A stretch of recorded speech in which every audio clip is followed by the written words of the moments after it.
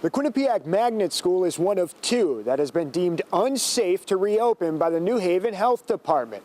While they discuss what to do with these students here, they already have a plan in place for all the others for a safe return. We believe that by that time, we will see a significant decrease in the positivity rate. A decrease the city of New Haven believes would be safe enough to return students to the classroom on January 19th. The transition from fully remote to hybrid learning will be done in phases, with the youngest students back in first. There's a clear trend, not only in the United States, but in many nations across the world, to open up schools for younger age children because evidence indicates that they're much, much less likely to spread the virus. Students in pre-K to third grade will return to school 4 days a week as a part of the Phase 1 rollout of hybrid learning.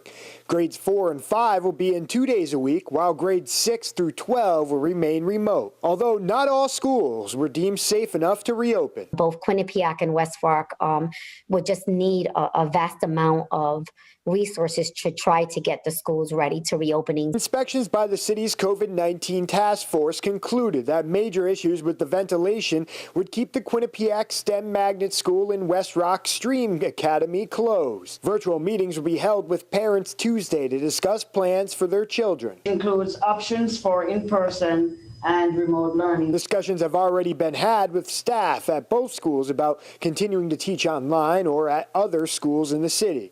They are also actively hiring more substitute teachers to beef up staffing. The city has not announced when Phase 2 might begin. They would like to see how Phase 1 plays out first. As for the parents of these students here, there will be a Zoom meeting at 5:30 to discuss future plans.